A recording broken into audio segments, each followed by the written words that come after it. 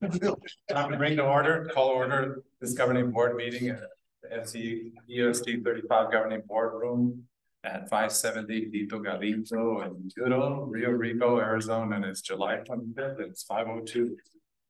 Ms. Vasquez, would you please do us the honor of leading us in the pledge? Absolutely.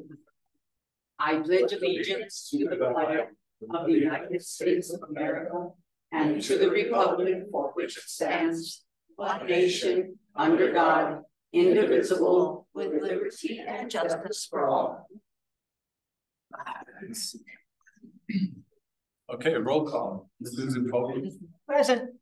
Mr. Joel Kramer. I am here, sir. Mr. Brad Beach. Present. Ms. Lourdes Vasquez. Present. I'm here, so we're here. We have a forum. You. I don't recommend changes. Thank you. Here, motion to adopt the agenda as presented. So moved. Second. Motion is second. All in favor, please say aye. Aye. Aye. Aye. Motion passes 5-0. Thank you, Mr. Any calls to the public? No problem. Mr. Verdugo, ADM. Thank you. Thank you. We have Mr. Robert Coffin.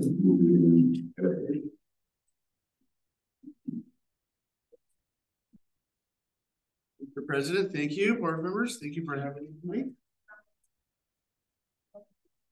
Is that working? The current project that are underway still, a little bit of work and security measures at the sites. We are now in the programming again phase, working with Melissa on getting all the administrative rights and things like that of the program and the final closeout materials and things like that. So cameras are installed, cameras are communicating, and cameras have been all viewed and set up and things like that. So those are all going. The JROTC obstacle course, we are working on finalizing our pricing with our contractor. We received that, I think, yesterday or the day before or this morning, and I will be sending that out to the district team leader, things like that, so that they can move forward and which one is a go, or if we have to do any other cost-cutting measures project. The pool facility, this one is underway. You may have seen it back there. We have masonry coming out of the ground. We have all of our footings in place, steel is in place. They've done a lot of the underground utilities and things like that. So now we are actually moving upward with our block and moving on with that project. Right. You did pour concrete this morning. And they poured concrete this morning. The interior. That's fantastic. The slab is now. This is a shot from last week of some of the work that's going on. On these ones, you'll see a lot of what I was talking about with footings and steel being erected. Here's another shot. This is showing some of the footings, again, steel, all capped and everything, so that it's protected so no one gets hurt by the OSHA requirement. These are the larger concrete footings. Those are all caged and ready for the concrete. So if we have slab, that means we also have these have been poured. Another photo showing more continuous footings and more steel. So lots of steel and footings holding this thing up and together. We have moved forward a little bit more on the CTE building. We do have additional funding, as I said last month. We are working with the district on who and how we're going to procure this. It's probably going to go hard bid, which means we'll go out for bids to other companies, and then we'll have to get a GMP together to just make sure that we're within budget. Can you go back one?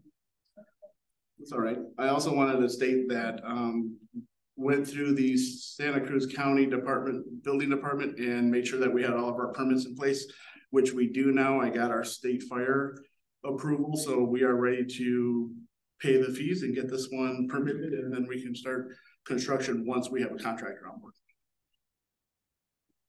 Moving on, this is still the site where that CTE building is going to go. It's going to go just to the east of the football field, between the field and the track, right over there by the discus. And moving on to the main campus project, lots has been going on with this project. These are the locations of the 900, 1100 PAC and the 1000 building. The building 900, this is those classrooms, which is in the south side or the front of the building. This one has just been awarded the certificate of occupancy this week. Actually, I got it today and I've turned it into the principal. And this one, teachers are actually moving into this. So we've been final clean. We have a couple things that need to be touched up yet, but this one is actually operations.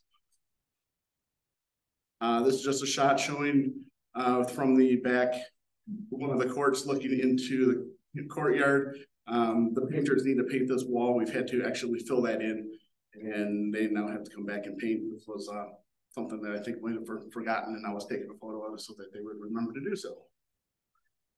This is an interior shot. This is one of the teachers that have actually started bringing their things in.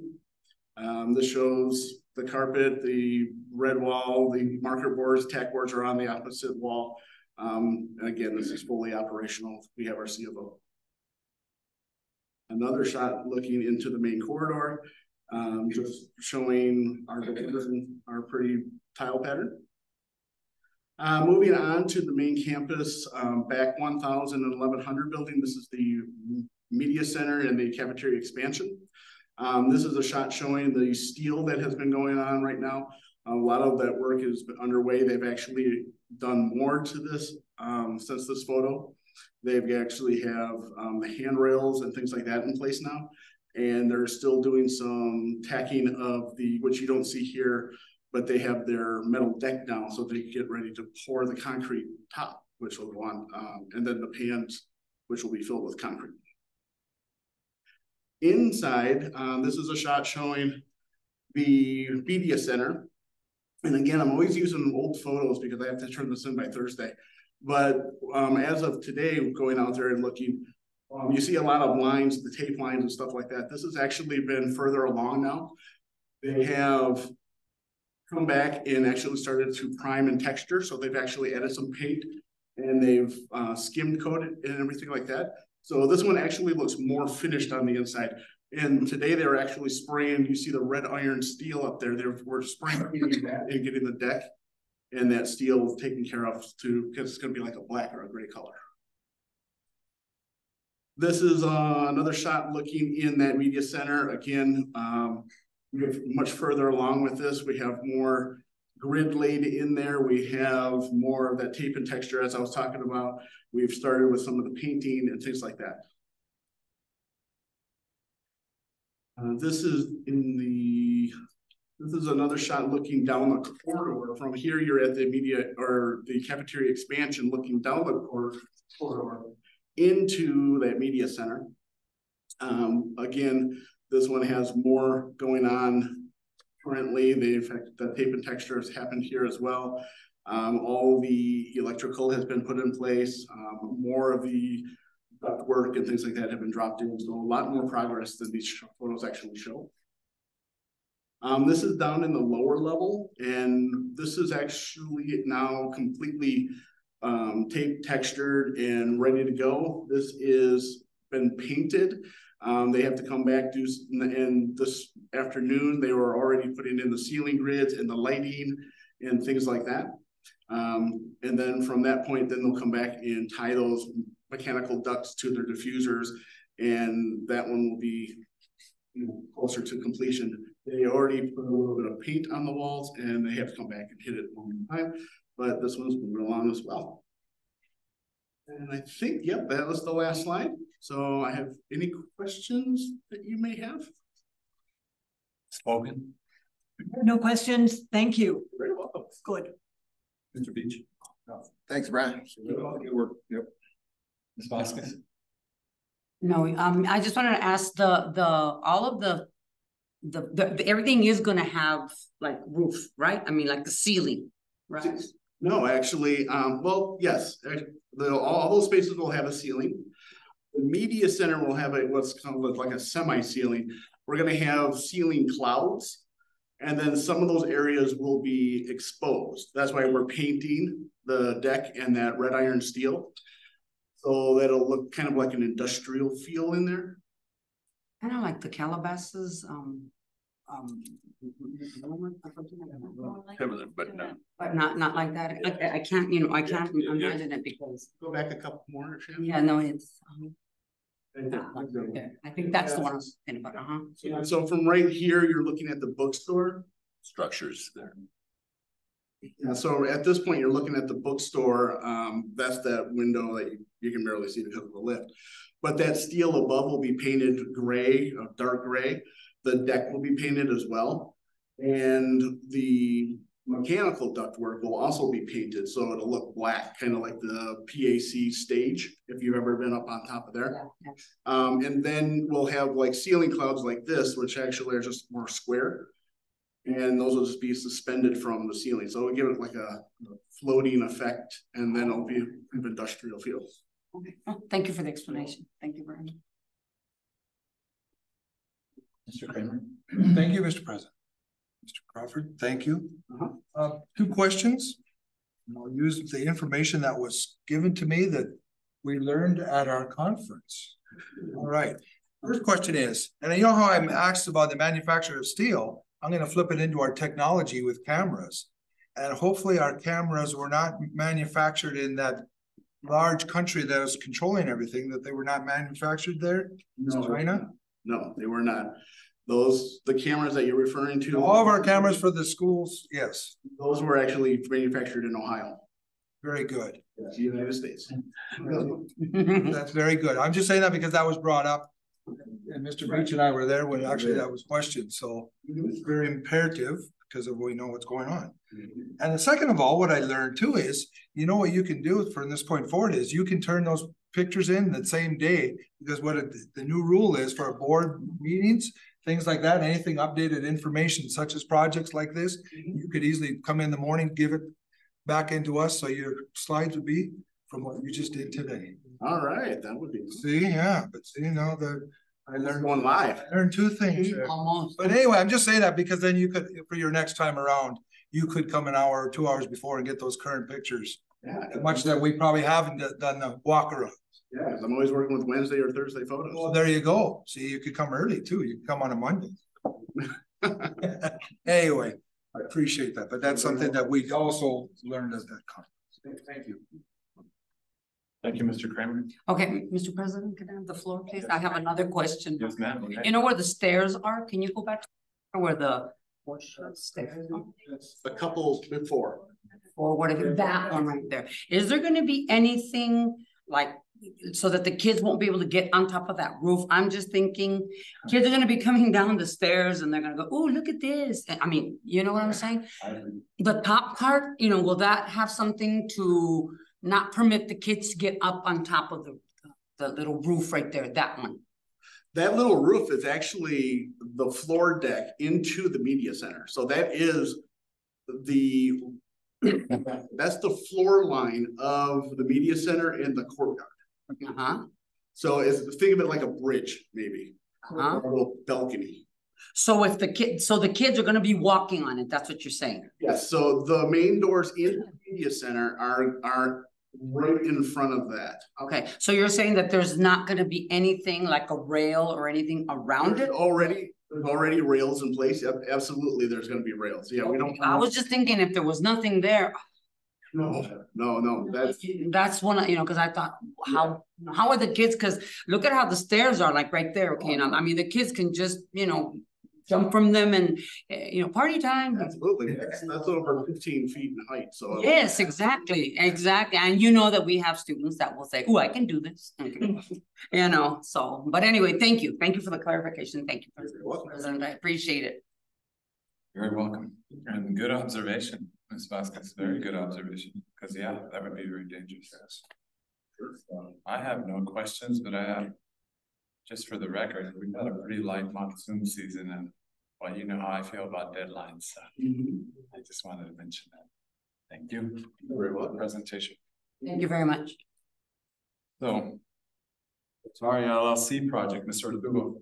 Thank you. We have Mr. Lugo here to give us an update. I know it's been on our agenda and just graciously agreed to come and share information about the law and whatever.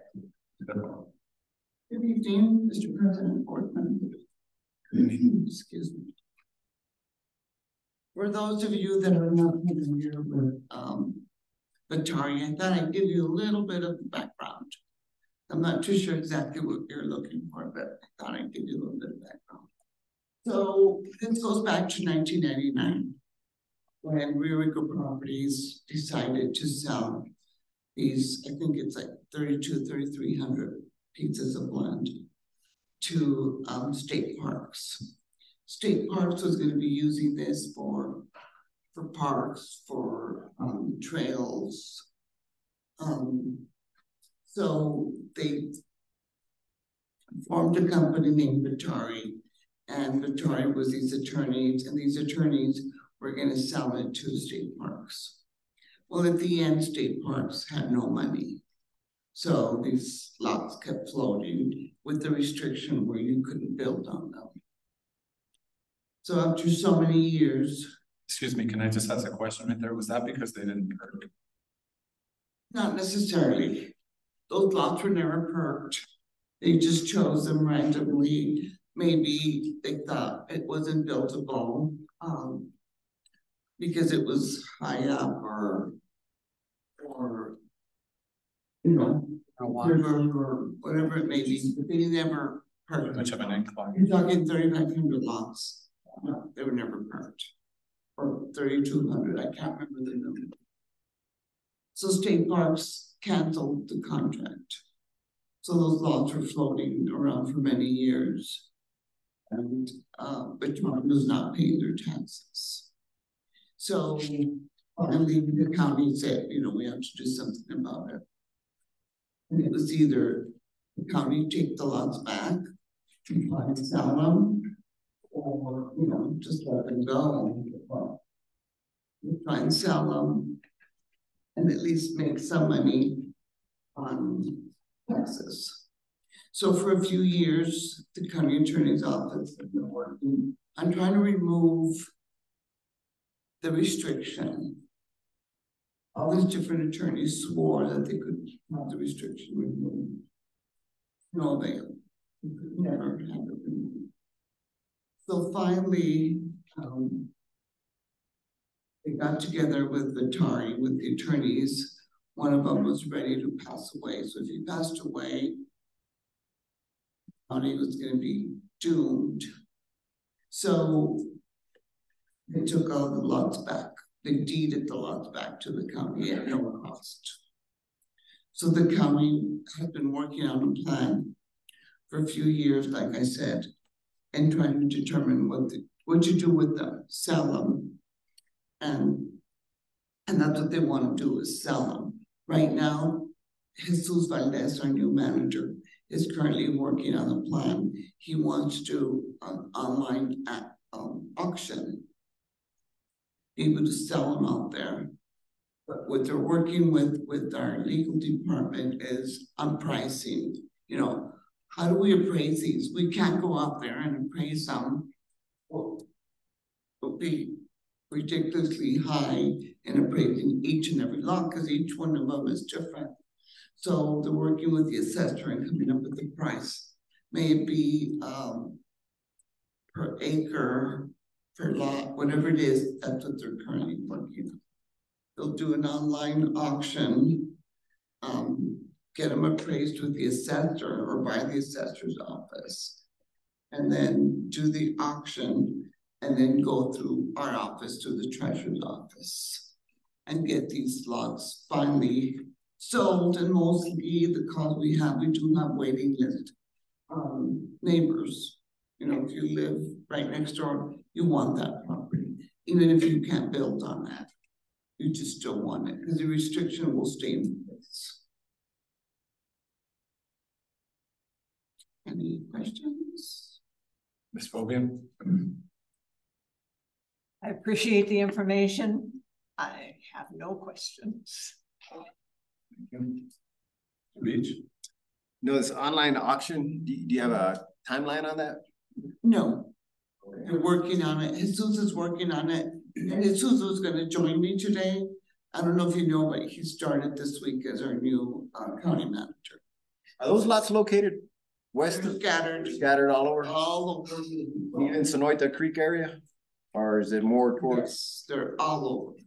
Okay, So, I talked to him about me coming here today and he says, maybe in a few weeks, both of us can come in and have, you know, a better update as to what, you know, he's been working with the company that does online auctions. And see how that would work, and then they've come up with a way to price them, okay.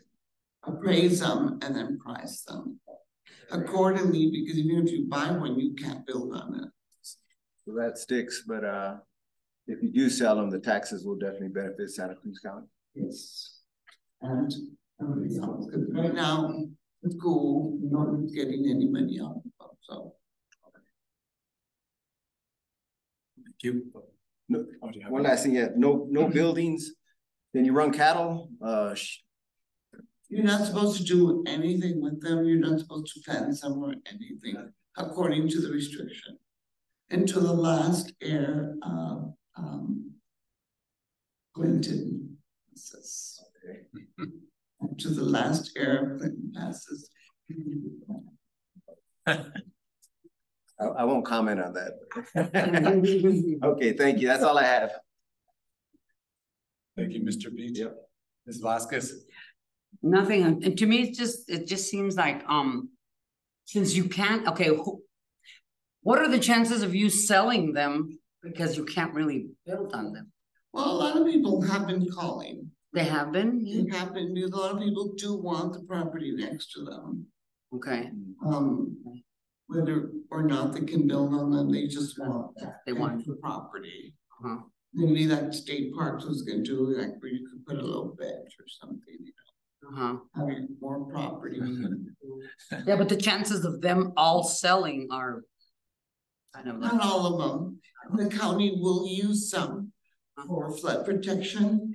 okay, So they're designating that also. I don't know if you see how Pendleton gets during their. yes, monsoon. definitely. So they'll use some of those, and even on this frontage road, so they'll be able to use some of those for protection. Okay, all right. They're designating those and then sell. And so what they can, sell what you can, and then just, okay, well, thank you for the explanation, I appreciate it, thank you. Thank you, Ms. Vasquez. Mr. Kramer. Yeah, it's been a long time coming, huh? Thank you, it's been many years for everyone that's kind of been this. I certainly, because I had asked for this, because I would certainly like to know, and I'm glad that you told us that you will come back and certainly explain the plan to that. And I guess I was just looking at, and I don't speak for the fire district, but you have the board president here, but nevertheless, so when the lots are gonna be sold, are they gonna be then of the back taxes, like for the school district, fire districts, are they gonna get their share of that lots? Let's say the one on, I'll say Camino La Posada. There's one there. I know there's one there because it borders on what we have. That lot, let's say that sells for $3,000 because it's an acre and a half or 2 acres. You're right. There's not much you can do on it. It runs right down into the wash. But if it sells for $3,000 of that sale, then is the school district going to get their share of whatever the property taxes of that lot was? Fire district, so it'll be broken down. And that was the biggest question. That was the elephant in the room, so to speak, that we've been talking about for years. And I know Mr. Hayes he and I were chatting about that because he just actually did the floodplain map on that, and that's what we were discussing. Anything that we collect property taxes on, it'll be distributed the same way. So that's the positiveness of this. So Santa Cruz Valley. That's what they've been trying to do, you know, and make it positive, receive some money rather than have given those lots back and then lost. I mean, I don't know how much money it can be. You're talking a lot of property, but you know, how many can you sell? Right. I mean, we lost as a school district over probably around $5 million over all those 16 years. Nevertheless, that's passed. Yeah. The fact is that I'm glad the county is going to do that, and I'm glad that it'll work out that way. At least it's something. It's the districts, fire districts, school districts that will get it. Okay. And then the county obviously gets their appropriated as well. And this has been going on, you know, when I first started as the treasurer, Mary Dahl was, you know, very interested in working. She started the project and retired, and then Jennifer started, but Jesus has been on top of it for the last few years.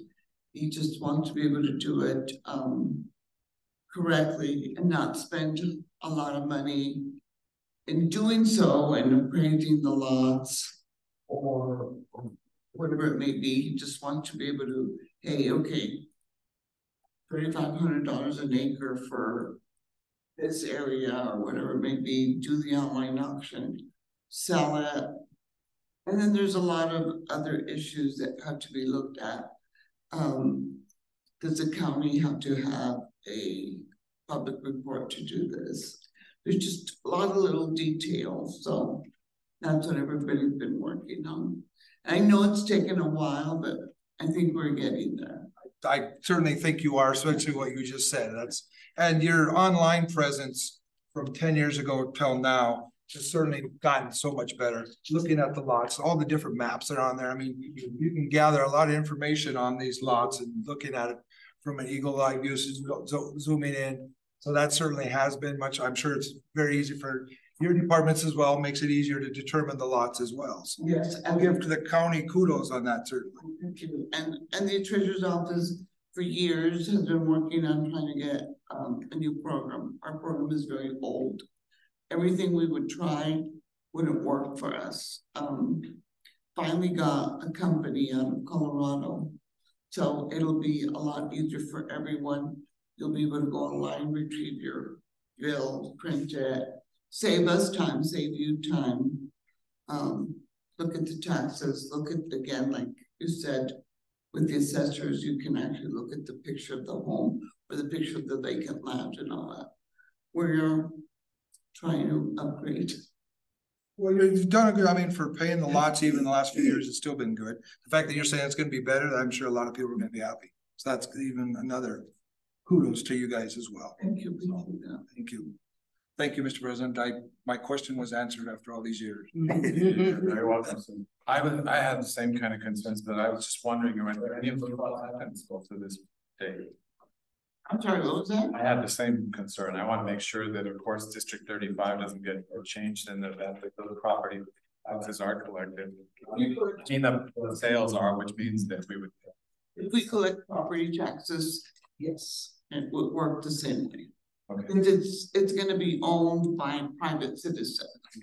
And how does Mr. Verdugo know that you guys have sold this, or the governing board here in District 35? And do you communicate that to us right away? And a daily report to Isela and her office and what taxes we collect, and anytime you have a question, you can answer. I'm sure you appreciate that, because I mean, that's our main concern. And of course, that's, as Mr. Kramer says, the elephant in the room. It's what we really wanted to know. Yes, it'll be distributed the same way, like the way it is now. It'll just be included as part of the property taxes, and we do it on a daily basis. Personally speaking, I don't know how anyone in God's green earth would want to buy one of those kinds of restrictions. You know, I was thinking maybe Mr. Beecher, they could do maybe some control fires out there or something like that. Mr. Beecher, he'd be doing, killing two birds with one stone, you know, contributing to the public schools too. We do get a lot of phone calls. I don't know if we've gotten 3,000 phone calls, but we do get a lot of phone calls that do want them. Or some people that live in a long cul-de-sac, just to be able to have that whole to themselves. Mr. Kramer pointed out, yeah. Mr. President? Yes, sir. Plenty of things to do outside, recreational activities that you could easily do on those lots. You could easily set a pin down below and hit practice balls. Doing it, there it is. Horseshoes. I mean, there's a lot of things you can do with it. A lot of interest. So it's exciting when we finally open up and get them priced. We got to promote it, Mr. Ramirez. I say there's a good lot. Well, thank you so much for coming to talk to us, taking your time, and a great presentation, so clear. Thank you so much for. Thank you for having me. Have a good evening. Thank you to you as well.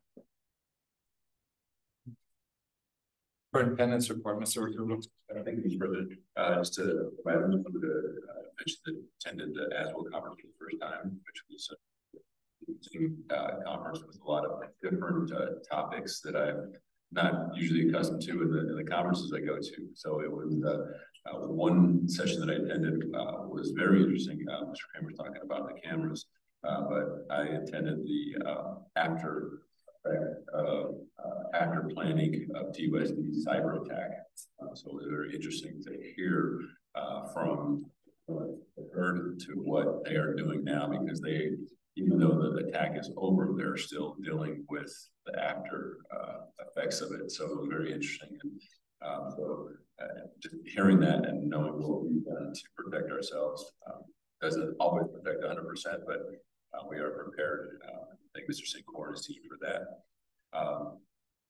Also, I think board members that were able to attend. I know it's always taking time out of your schedule to go in and learn and do.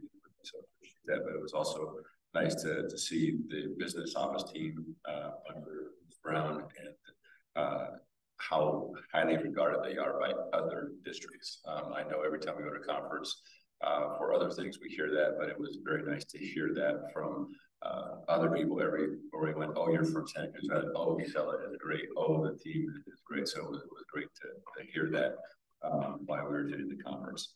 Also want to thank the TL office for their presentation yesterday, as well as Mrs. Cabrera and resources as we do our training to get the school year going. Look forward to getting the school going in the next. We have new teachers reporting on Friday. So that's coming very fast. So Friday is our new teacher orientation beginning, and then next week, next Monday, all teachers report. So looking forward to the new school year. Thank you. Thank you, sir. Governing board member report, Ms. Fogan. Thank you. This will be the first blitz that I missed in like 14 years or whenever the blitz got started. But a lot of people are very excited about it. And I'm sorry, I'm going to miss it, but it's such a good opportunity. The kids are always so excited to be getting supplies for their little home desk situation. And every child that I run into is looking forward to school starting. I just don't run into kids who say, oh, no, I want to go back. They are truly looking forward to it. And that's a great feeling. So I'm happy about all the new hires. It looks like all of our spots are being filled. More people are coming in. Thank you. Thank you. Ms. Vasquez. Same thing, looking forward to the blitz. It's too bad you're not going to be able to be there. I was really happy at the conference that we went to. It was, they bombard you with so much information, but all of the information is really good. I really enjoyed the guest speaker. I think her name is Christine Cashin, I think. She has a really good presentation, and I mean, I liked her so much that I'm going to buy her book, okay? Because she was promoting the book, okay? And I didn't get one, okay? There was too many people that were in line, and I just, by the time I got there, she was done. So she said that she gave me a card, and she said that, that she would give you 2 for 1 or something like that. So if anybody's interested, I'll have 2 of hers. I really enjoyed like all of the events and everything that was going on. It was spectacular. I mean, we had I was telling Mr. Fanning that they had the little duck run and all that stuff. And I mean, a lot of people, we won a lot of stuff. Most of us won something, because even Isela and her group, I mean, we had, it was a lot of fun, and it was very family oriented. And that's what I really liked, because there were kids all over the place, and they had things for the kids to do, which I had never seen at a conference. So it was a lot of fun for me. It was very new, and I just wanted to, just let you know about that. And just, good luck to all the kids coming back to school. And like she says, everybody that I run into is like, oh my God, I want to go back to school. I want to go back to school. So the kids are really anxious to come back and to start. And I'm looking forward to that too. And I'm so happy that most of our positions, I think by now, that are all filled. So thank God for that. So I hope we all have a wonderful 23-24 school year. Thank you. Thank you, Ms. Vasquez. Mr. Beach. Yeah, I also attended the ASWO conference, and a lot of good stuff over there. One of them that we brought up in one of our past meetings was transgenders going into male sports, females going into vice versa, bathrooms, etc. Lawsuits are being won on both sides, so that's where that stands according to the lawyer that was presenting. Cyber incident response plan, really interesting because I've been teaching 30 years. And if I got one of those funny faces with the white mask that I've been hacked, I wouldn't know what to do. I don't know what step 1 is, step 2, step 3. So he was trying to sort of present that the school should have, and every faculty member should be trained in cyber incidents. What happens if you do get hacked? What do you do first, second, third? And like I said, I've been teaching 30 years and I don't have nothing on my desk, you know. I'd probably like, wow, my screen went black. I'll see if it's black tomorrow. But they also say that cyber incident response plans, your cybersecurity, you should do it like fire drills. So that's something, you know, I thought was really interesting. Fraud is definitely another class was on fraud, definitely on the rise in school districts. So #1 indicator whether fraud is happening is living beyond your means. So trips to Europe, lavish weddings. That was it. But I think we had so many safeguards in place that our school district is solid there. And let's see. They did have that thing on cameras that certain cameras can gather information on our students and on our faculty.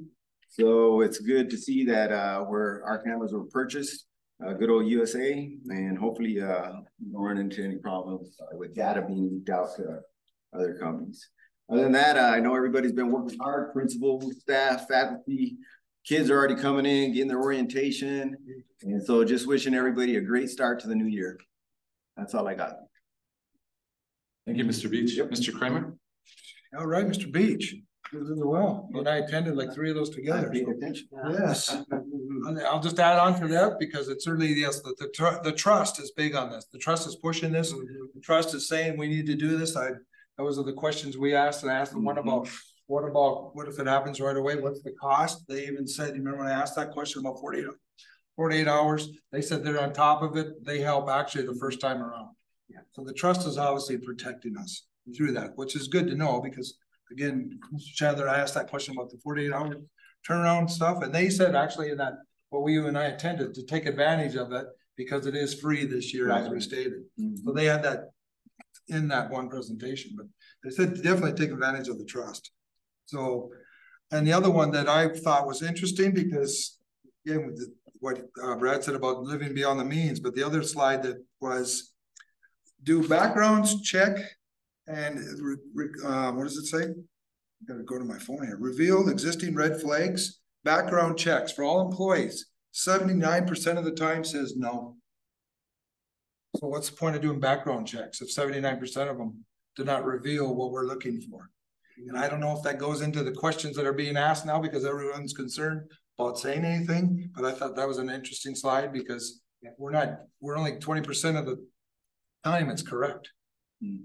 So going on what you said about living in the cyber incident, Chris Thomas is back. We did get to hear him. That was the room of the old Italian restaurant. Certainly there was some of the things that was very interesting to hear Chris again. For those of you that Chris Thomas used to be 21 years with ASBA. He's now back presenting, which was a good presentation. So I thought very interesting on that. The other one was about requiring schools to have threat assessment teams, something that we've talked about as far as security, safety, and everything that when we're doing it. And 64% of the times, anything that's happening is labeled transient, meaning it can easily be handled in-house. Meaning principals, you can take care of it, that you can handle that. But it's also recommending that having your safety team always ready and trained and prepared to handle those situations from just common and actually having counseling and parent meetings. It brings it down to less than 0.05%. If you have this going on, because I know we've talked about safety, but that's something that I wanted to bring up that I heard at this. And this was a great conference, actually. It really was. It certainly was to our law conference, but it was on another side of it. It certainly was good. So I'm just bringing that up because it's important, because I know that the principals, you are the front line And certainly you are there, so that's something that, again, is talking about what we had talked about before. I won't talk about that because that was settled. The Teamsters Union did settle. Good, because I was gonna say that anyway. Getting around AI, because AI is going to be happening, and AI, they're talking about it, and what they're suggesting is more project-based learning and testing, which we are kind of doing anyway. And that is a good thing, because that will get the kids not obviously using AI to write their down papers. So that was just something, again, that this conference, like I said, it was a very good. I mean, we all got a lot out of it. So it certainly was a worthwhile, and glad we ventured into that, Mr. Verdugo. Thanks. It was appreciative, and that was on that. And certainly, oh, and I also got stung by some information when I was talking with Isela too about, so that was kind of interesting too. You know what I mean? Yeah. So, thank you, Mr. President. You're very welcome, sir. Well, I'd like to start my governing board report by thanking Ricardo and Shannon and Angie for all they do. That can be said. All the hard work you put into making these governing board meetings run so smoothly, and all the stuff you guys do behind the scenes to make things smooth for us and Mr. Verdugo's team. You guys do great work. And so I know I thanked you before, we can never thank you enough for all that you do. You spoil us rotten. Thank you so much. Also, I want to mention that I've been hearing nothing but good news about Rio Rico High School. I heard about the registration and how smooth as silk it went. Parents were saying that they went in and that they were they got their kids in and out and registered before you could even say Jack Robinson. So kudos to you, Mr. Knoip and everybody else. So they put that together. What a great job you're doing. What a great start. And also I enjoyed talking to Ms. Dolano because she echoed the same thing. She said that registration was really, really good. So thank you for your leadership, and the other new principals too. I want to thank all of you, because I know that you're working hard to get the school year started. So, and another thing I really liked is today when I walked in governing board is that the camaraderie that exists between you four over here was so cool. I mean, everybody I know. I mean, it was just really neat to see you guys talking like that, and I'm sure Mr. Verdugo agrees that when it comes to a team, camaraderie is so important. So, and thank you, Mr. Verdugo, and Dr. Londerville, and Shadler, for all you do too. I know you guys work very hard. Every time I try to talk to superintendent, he can't talk to me because he's in a meeting. So I know you work really hard, and I appreciate everything that you and your team are doing to start the school year. Thank you. And one more thing I want to mention is that good old Ariana Villascusa. Get these pictures up. Last time we couldn't do this, remember, because of the power went out on us or something. Well, she knocked off the #3 wrestler in the world. And now she's on track to wrestle in Vegas. And by, I believe it is by April 20th of next year, we'll find out whether she's going to make it to the Olympics. And so, which is going to be held in Paris. But listen, nobody knows more about her work ethic and character than Mr. Beach, so I'm going to turn the floor over to him. Okay. Yeah, Ariana just competed in Budapest with some of the world's best wrestlers. She did win her first match. Second match, she lost, I believe, China. And throughout the tournament, she placed 7th overall. So this tournament was an Olympic qualifier. You have to place top 1 or 2. I'd have to do my research there, but the top one or two people that place in that tournament go to the Olympic trials. So there's about 5 or 6 tournaments throughout the year. And some of them, like the Pan American Games, you have different tournaments. So if she places in the top 1 or 2, she qualifies for the Olympic trials. Ariana is an outstanding individual. She's been sponsored by, I believe it looks like Adidas up there. She's been on the world circuit for the last probably 4 years and been a top contender, but she just needs to place 1 or 2 in these upcoming tournaments, and hopefully we'll see her in the Olympic trials. So she's doing an outstanding job. Thank you, Mr. Beach, and kudos to you for being her coach and inspiring her to become a wrestler. So Okay, moving right along, release of contract of Miss Heather Bailey.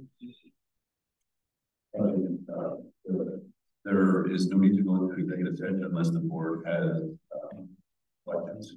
The board has specific questions, we can go into executive session. Otherwise, we received recommendations from the principal to assess the and I always support the recommendation. So get it done to the board. If you have additional questions or more clarification, we can go into executive session. But otherwise, proceed with the vote. Okay. Ms. Bogan, do you have any questions? I have no questions. Ms. Vasquez? I just wanted to clarify, Mr. Is it gonna be both of them that you put on the? One is separate, that's already assessed. Okay, the conference one, that one's assessed, and the other one is the breach, whatever, okay, all right, okay, thank you. I have you. Mr. Beach? No, Heather, I just met you earlier. Wish you the best in your future endeavor. Yep. That's all I have. Okay, Mr. Kramer? Yeah, certainly. Oh, congratulations. I believe you left for good reasons, certainly. And we always ask that question. We always, you know how this always works. Should be no surprises. You know, I mean, it's we try to be equitable about that. I'm just saying on my perspective, I don't speak for the board, but I'm just saying on that. And certainly like I said, congratulations, because obviously you left an institution to go to it for your family, and family is first. So I'll look at it and I'll leave it at that. So thank you, Mr. President. Congratulations. Good luck. Yeah, good luck with Homeland Security. At any rate, I'd like to make a motion to support Mr. Armijo's recommendation that we assess like liquidated damages. Yeah, so it would be to release Ms. Bailey and then assess. Motion to release Ms. Heather Bailey from her 2023-2024 contract and assess liquidated damages in the amount of $3,000 and anything else that Mr. Armijo recommended. So moved, second. And a second, all in favor, please say aye. Aye. Aye. Motion passes 5-0. Assistant Principal at Calabasas School, Mr. Verdugo. Thank you. I invite Mr. Chavez up. They conducted some interviews, and Mr. Ormond had interviewed for the principal position, and then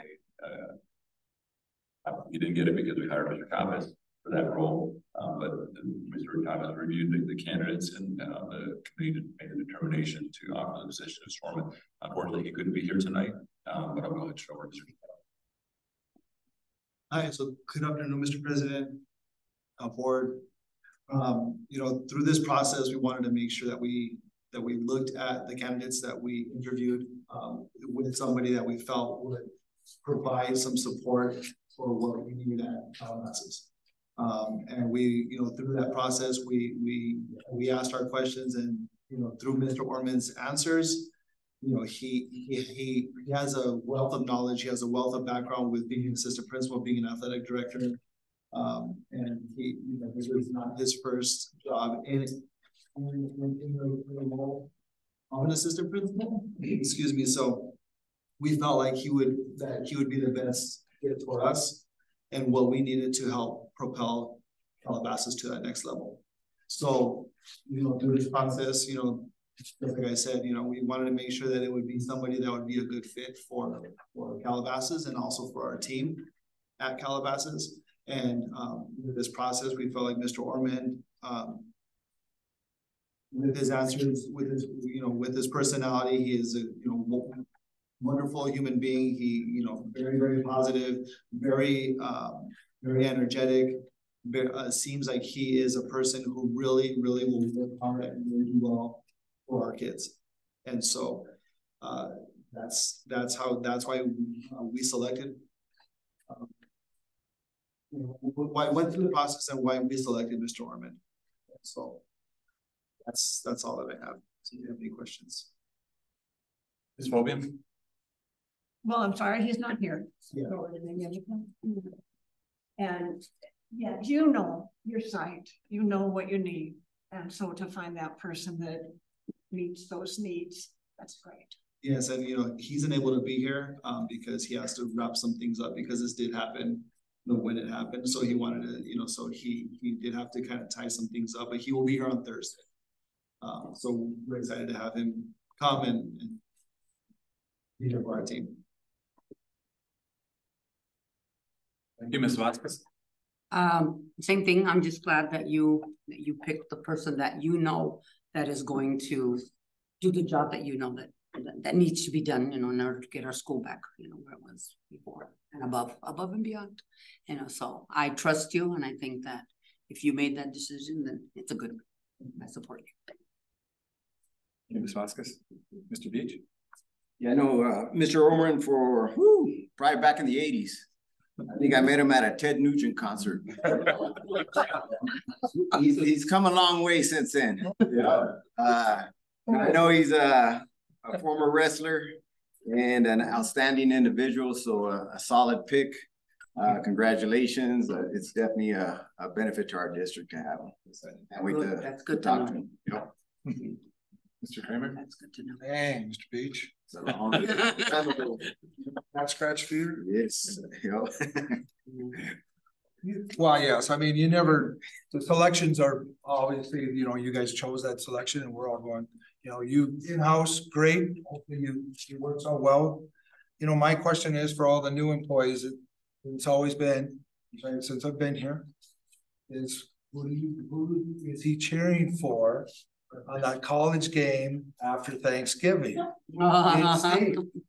See, I need to know that. I mean, working at Calabasas, so I'm gonna say the U of A.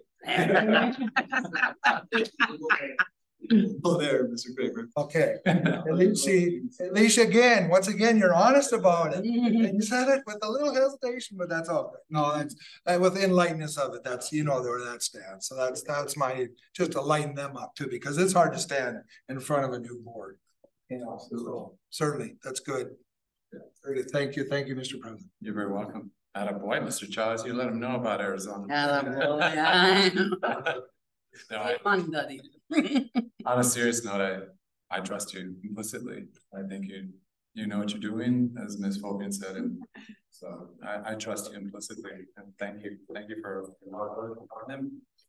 your business over there.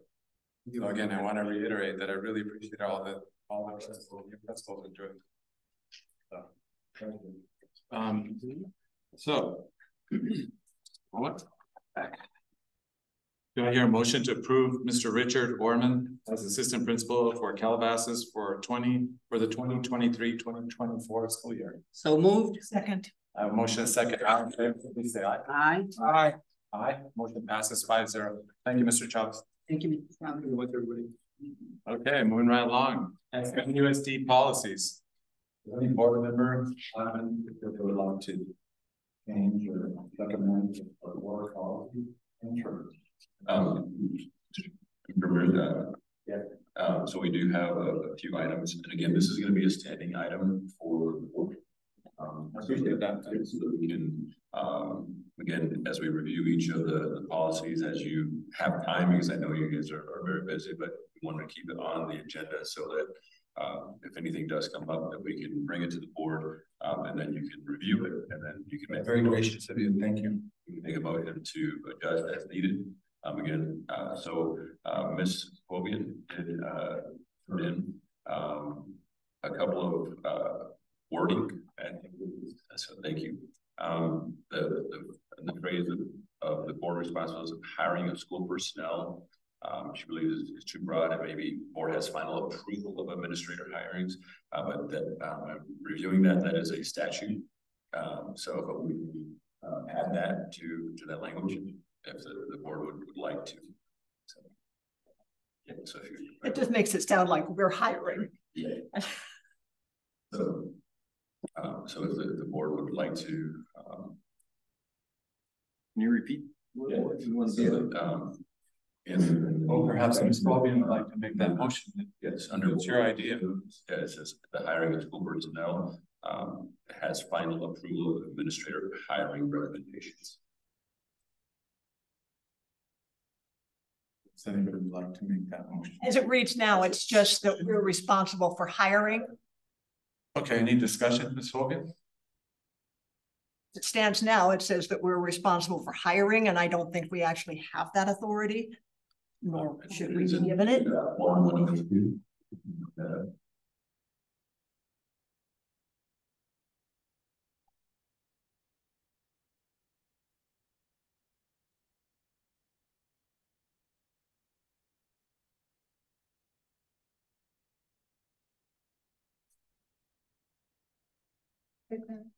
And then one, so bullet A, bullet 1. The board shall include hiring and evaluating superintendent, hiring school personnel, and terminating the employment of school personnel. Can we enlarge that a little bit?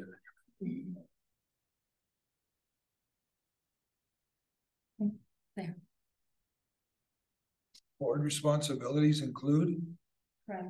And the word hiring is defined in statute as a board member responsibility. The word hire is what's used in statute, and the statute, I just went ahead and looked beforehand to try to save some time for the discussion. And ARS 38-231 and 15-342, it explicitly defines the word hire as a board responsibility.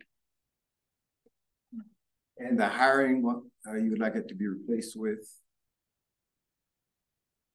Approval of. And so we don't get to change that because it's statute. Yeah, so essentially what the board is approving is the hiring recommendation comes from the superintendent. But the word recommendation is not, and the word hiring is defined in statute. If we go into definitions further, Yeah. you can find, so by changing that, we're essentially changing the essence that it says the governing board shall hire and approve. And then it goes into talking about firing it or termination as well, or non-renewal. I thought with this new system, we got to give more clarifying language that we were comfortable with, but evidently not. In some cases, I think, and I think that Mr. Ramirez may have an example after we finish yours. I know he had a question about adding some language. If there isn't specified definition within statute, and I spoke with Denise this morning just so I could make sure I understood. Yeah. If there's not specified defined language in statute, we do have the ability to add and amend. There are certain statutes, specifically 15-342, which is pretty robust, that has specific definitions. And the role of the governing board is defined by statute as the ability to hire. And I believe the word is terminate or non-renew, but. Okay. And I apologize, I just spoke over it. I didn't even ask permission. Apologies. And then the second item that we had board members to any site must be approved in writing by a site administrator with no less than 24 hours. Yeah, again.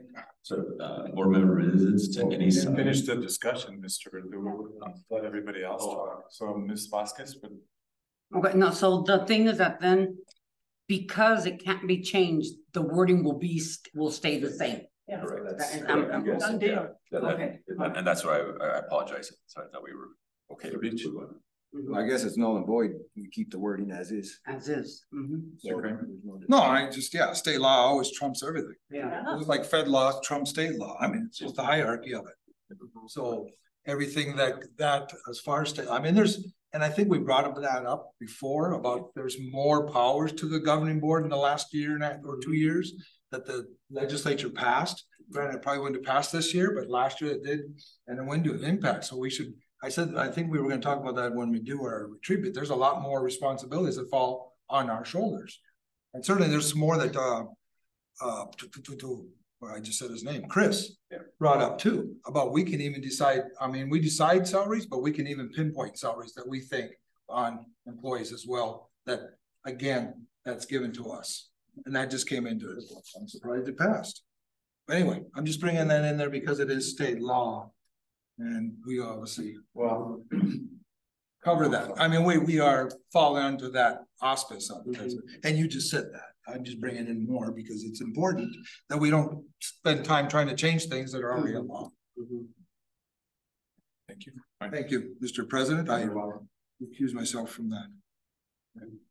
So I just want to say that whoever made these wants to make these changes as a governing board member should make the motion. Yeah. And we should do them one at a time. I don't want to group them all. One at a time we'll vote on them. Yeah. And so we're moving on to the next, is that one cannot be. Yeah, that one can't even be voted on. Okay, so moving right along. Yes. So item 3, or section chapter 3, 203.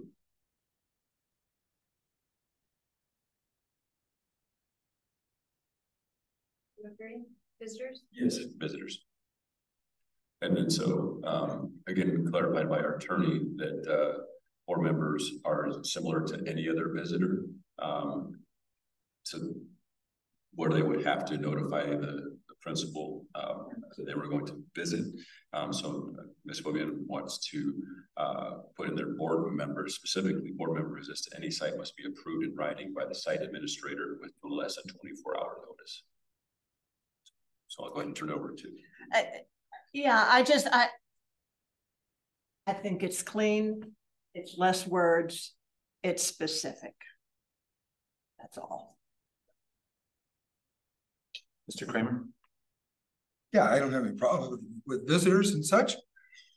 I'll go back onto that then. With visitors, and we do this, and I'm just going to ask these questions because this is something that we used to bring up.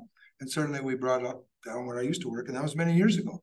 When visitors come into our campus, and granted, when we know we have parents or parent volunteers coming onto our campus, we have a process, don't we, for parent volunteers, correct? Mm-hmm. There's also a process for vendors that they also have. But the one thing on there that they all fall under when they're going onto the campus is this, your fingerprint clearance card. They're allowed then to go off onto the campus on their own because they have a fingerprint clearance card. Correct? No, I mean, they don't go wandering, but they still even need a clearance card, even as vendors, because they're around students. Correct. Right? And our parent volunteers are on that as well. Correct? Unless they are a parent of a child. So they can go off on their own. They would have not necessarily on their own, they would be directed to. Right, well, okay, but their destination is from point A to point B. Correct? Correct? Yes. Right.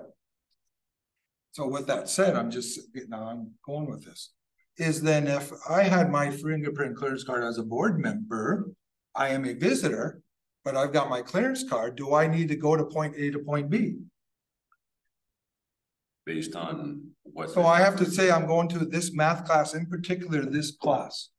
Or you would work with the principal to have a scheduled visit like any other visitor. Yeah, I think it says the building, Mr. President. Okay. Yes, no problem. The building principal may schedule the time, duration of the visit, tour, observation, as minimize class disruption.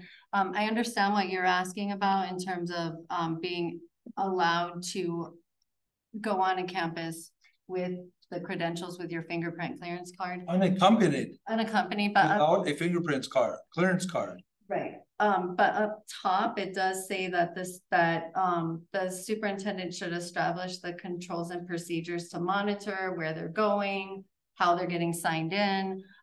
So we have those procedures. Right. So they were saying we need an escort.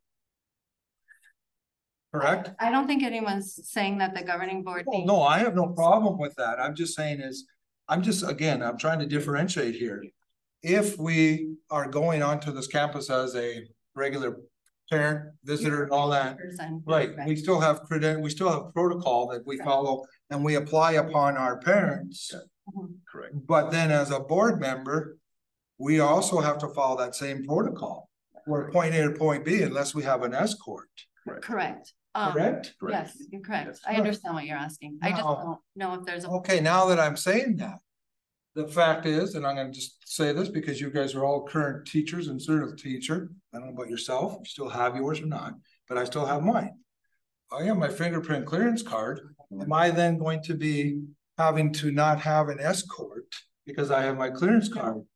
But That's does still not needed? negate our procedure. Okay. It would not allow it, what the fingerprint clearance card allows us to do is it allows individuals to have supervisional rights of a student without a certificated staff member. So unless we were sending someone somewhere to cover a class, then that, but the fingerprint card does not trump the policy that you guys put into place in terms of visitors. So But we could add that in. you certainly could. That's what I'm saying. You would. We could add that in because it is our policy. Correct? It's not there, but it's not state law, but we could make it our policy. What would you make the policy that? Well, I'm saying that, for instance, I'm gonna use myself, is I'm reporting to Rio Rico High School. I'm saying I'm gonna probably go to different spots. I don't know right now. It could be changed. It could be going here, here, and here. Mr. Principal, are you okay with that? The fact is, you know that I already have my fingerprint clearance card. I've got a little, and my certifications and all that, administration, whatever, teaching certificates. Well, I've got some credentials behind me that knows that, you know what, I do have a safe net of protection under that. Just much like as a teacher would anything else. Granted, it's a broad spectrum, but nevertheless, it is something that it enhances this secure thing that we're looking at about coming onto a campus. I'm just putting that there as to my fellow board members that we could certainly add that in there. So then you know that I'm going around, you know that I'm on the campus. I'm not in saying where I'm going, but I am on campus, which I had done before. But now it sounds to me that is, if I'm going, I'm gonna have to be to point A to point B, point A, C, D, E, and be specifically saying, this is where you're going. Well, then why'd I have this and all the clearance when I've already said I can be around students? I can go into a classroom. If I substitute, I could walk generally around the campus. And I think it depends on what your role is that you are on that campus. Right. If you read the findings that was presented by third-party attorney. Right. Specifically mentioning that as a board member, you don't have those specific rights. So that's what I'm saying. So we are going to have to go based on the attorney. It doesn't matter then what the clearance on that. We could just throw that out, I guess, because it doesn't matter. Yeah. Because although we could add it if we wanted to. But you just said we did. We could. Right. We could add that. Yeah.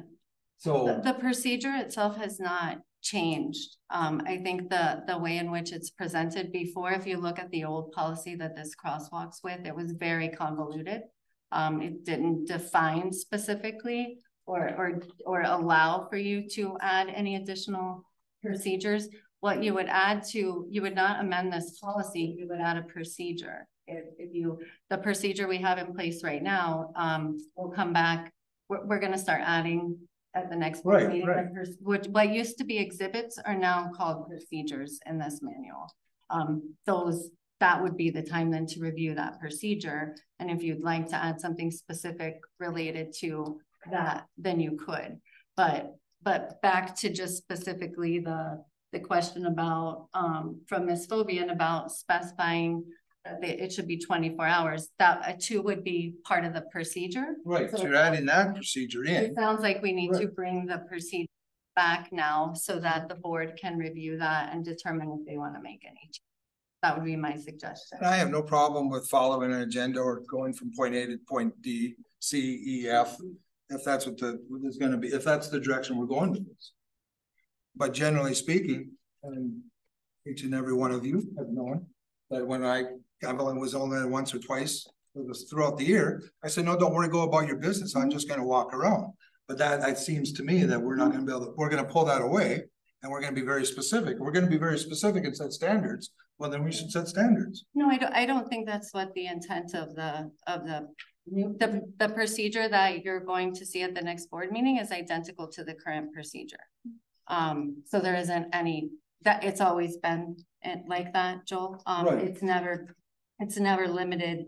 Specifically, it was more about acknowledging and making sure that the same procedures are followed regardless of which group is coming in, because each group, a visitor is a visitor is a visitor under the definition. Does that make sense? No, I'm just saying I understand the attorney, I understand very well, but if we want to add it, then add more, well, then let's add more. We want to be restrictive, we can be restrictive then. So it Right? sounds like we should bring that procedure back. For the visitor procedure for the sites. I mean, if it's gonna be, and it's just entailing 5 people.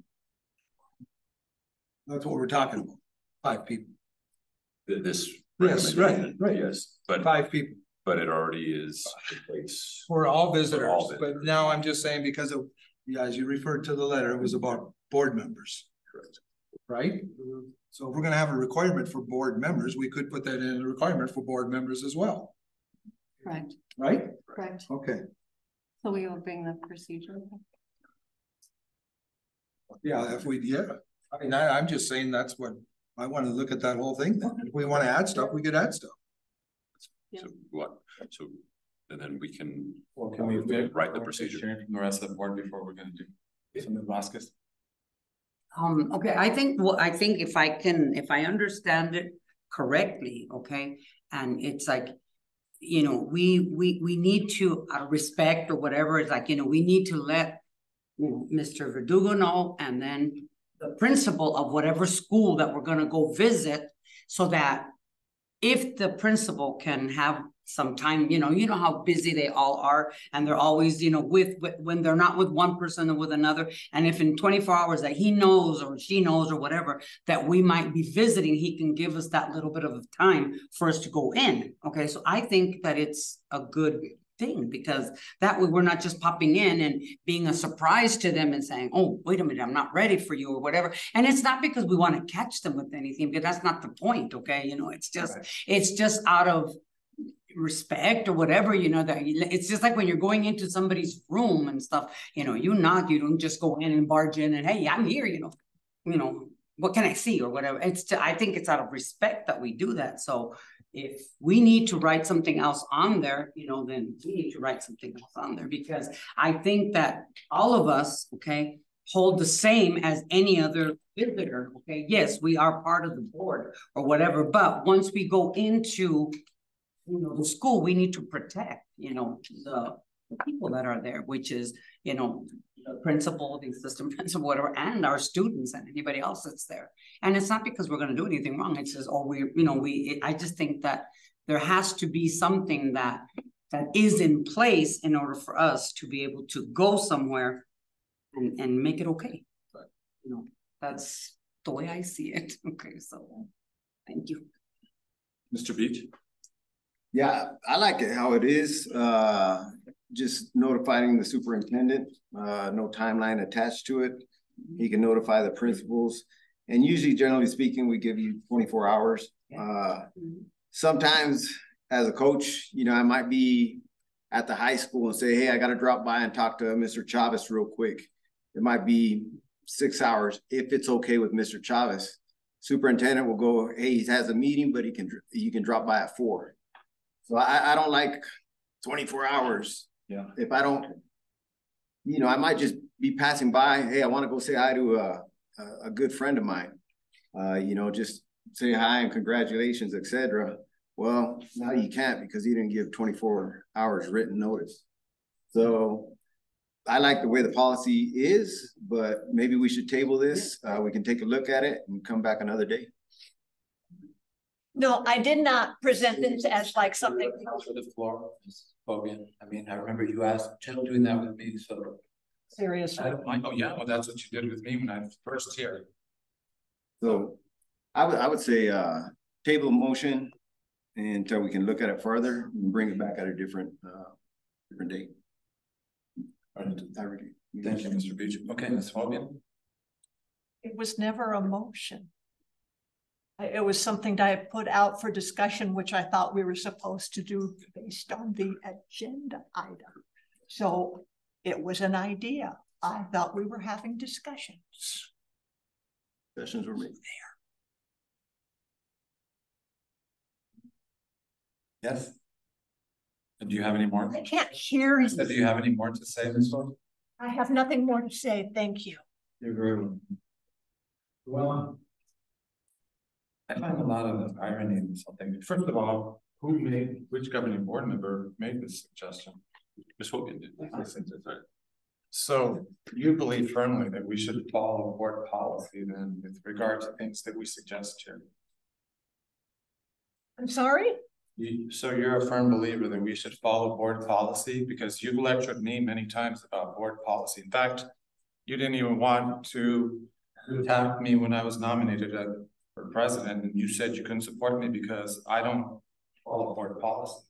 You recall? Yes, I've said that. See, well, I find it really odd because you tried to name this room, you seconded a motion to name this room, which not only violated board policy, but open meeting.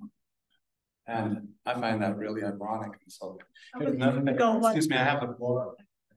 Here's another thing I want to say. Here's the real ironic thing. One second, Mr. President, yeah.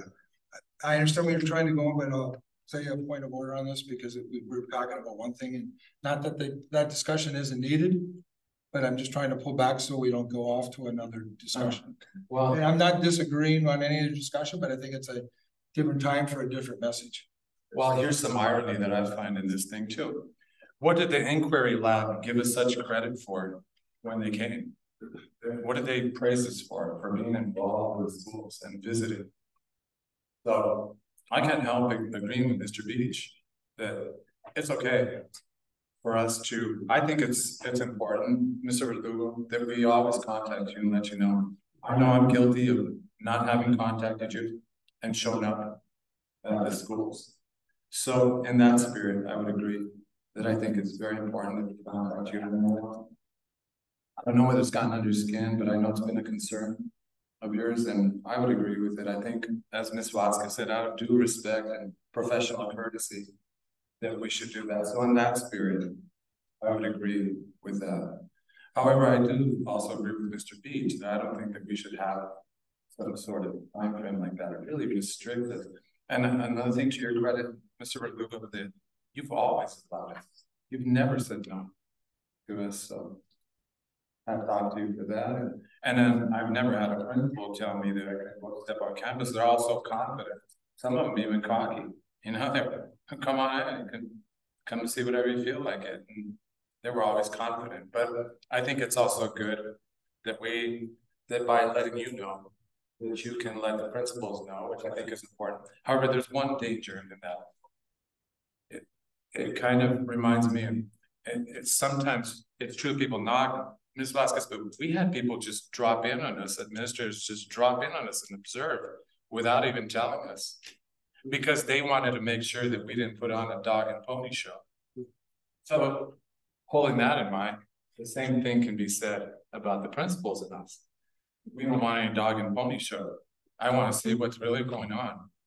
So I have mixed feelings about it. I think it is important out of professional courtesy that we should let the superintendent know every single time. Again, Mr. Verdugo, I've been guilty of that. I admit. And so to clean that up, I think that we should let you know. But I don't like the time frame issue. And I think we should table it until we take Mr. Kramer's suggestions into mind as well. With regard to the clearance, and the other things that he had mentioned. So that's my recommendation. And there was no motion, so there was no motion, so I think we're fine. Move on to the next item.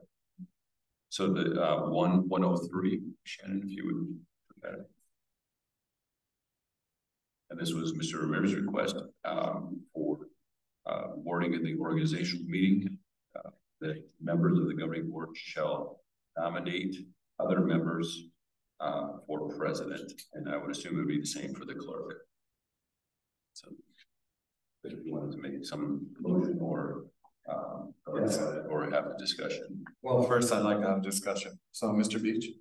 I have no problem with the change. Thank you. Mr. Kramer. Why did you bring this up last time, right? Yes, but this time I sent to the superintendent so that I could make a motion. So it's all about pronouns, right? I, me, we. So we're cutting out the singular and during the plural. Well, it's not about that. It's about a governing board member. Not but I mean, that's what the bottom line is. Instead of I, it's somebody else or somebody else is doing it, right? Right. So cutting out the singular of I, me, that kind of stuff. Possessive, correct? I'm not going to be able to go, hey, I want to be clerk. Right. Yes, if that's what you're saying, yes, so that no governing board member is allowed to nominate. Again, I'm saying possessive. I'm being possessive now because I want to be clerk. I won't be able to do that. I won't be able to do that. Correct? That's what you're suggesting. It would have to be somebody other than I, you, or they. Correct? See, I was playing with the pronouns. I was getting my pronoun lessons here too. Correct? Is that where you're going at? Correct? I'm just making a motion. No, I know, but I'm trying to get fundamental reasoning of what you're saying. Well, the pronouns are neither here. Okay, well, I'm just using a pronoun. It's all about the idea itself. Right. Which is no governing board member to be able to nominate himself or herself. I got it. Because we have ladies here and there has to be respect with regard to that. I don't know what that. Well, I'm saying herself. Okay, but I was just saying about the I stuff. All right. I got it. Just want to get a clarification. Thank you. Ms. Vasquez? I didn't understand what you were talking about until it was clarified right now. So what you're saying is that a person, okay, let's say like me, I can't say I want to be nominated for president, for clerk. No, I want to be nominated. I nominate myself. I nominate myself. Okay. Yeah, because I didn't say that. Yeah, something like that, yeah. So in other words, I cannot nominate myself, and neither can Mr. Beach himself and Ms. Fobium herself. That's what you're saying, right? That's okay. Okay. Mr. Ramirez, just to clarify, it would be specifically under the third bullet at the organizational meeting. The board shall elect a president from among the board members. Right, it's under policy 1-103 regarding board. And then you would like it to extend to say a board member shall nominate other members other than themselves and may not shall not nominate themselves. Actually rather simple. No governing board member shall nominate himself or herself as president, period. Or clerk. Yes, I'm sorry. Okay. Yes, Mr. Kramer, thank you.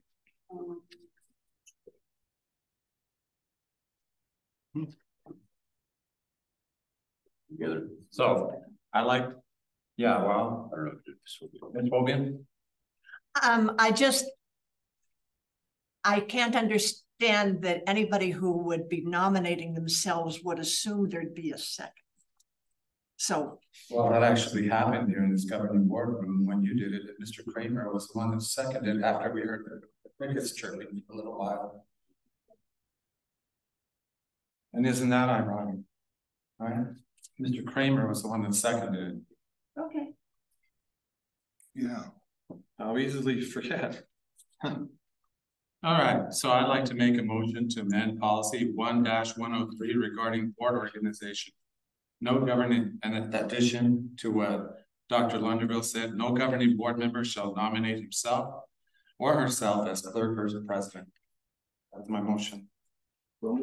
Second. In a second, all in favor, please say Aye. Aye. Aye. Motion passes 5-0. Thank you. Are there any more, Mr. Verdugo? No, that was it. Thank you, sir. Yeah. And again, we will be standing items if there's any additional things that the board has to review, and we will then have a discussion. All right. Yep. Approve the consent agenda. Does anybody have anything that they would like to remove from the consent agenda? We have the. Oh, I'm sorry. Subject. I've skipped over. Yeah, propose and prioritize topics, also dated from time to future board members. I'm sorry about that. Does anybody like a proposal or prioritize something for the future agenda? I have nothing at this time, thank you. Vasquez? Mr. Beach? I have nothing. Yes, I do. I know I brought it up before, but certainly I think it's impending now that we hopefully can get into the sub pay. Or hopefully even the next one, because I think we're starting school and it's something. The sub pay, right? Yes. Both hourly and long-term, short-term, all three categories. And when I say long-term, that means whatever our policy is, HR, of longer than 20 days, whatever that fee is, as opposed to short-term is 1 day, and even a half hours to teach, especially our certified teachers. I won't clarify because I don't know HR. Thank you. Okay, that's it. Anything else? Anything, Mr. Franklin? It's another, we have the new teacher luncheon, at Sunview, July 20th, which is this Friday for new teachers. Also, and then I had a request from HR, for a hiring meeting next Tuesday at 8 a.m. Because we will still have, hiring throughout this week. So would it be possible for a hiring meeting? If so, just need a motion to hold a hiring meeting for next Tuesday, 8 a.m. And that one would be virtual, I'm sorry? Virtual, yes. Just virtual, we don't. Or by phone, either whichever you can call in or we can call. Okay, so do I hear a motion for Mr. Lugo to have a possible virtual or in-person special board meeting on August 1st at 8 a.m.? So moved. Hiring process. So moved. Second. In a second, all in favor? Aye. Thank you. I'm sorry. All right, approval of the consent agenda. Does anybody have anything they'd like to remove? I have none. Ms. Fobian? I have nothing to remove, thank you. Ms. Vasquez? I have nothing to remove, thank you. Mr. Kramer? I have nothing to remove. Nor do I. Do I hear a motion to approve the next, the consent agenda as presented? So moved. Second. All in favor, please say aye. Aye. Aye. Aye.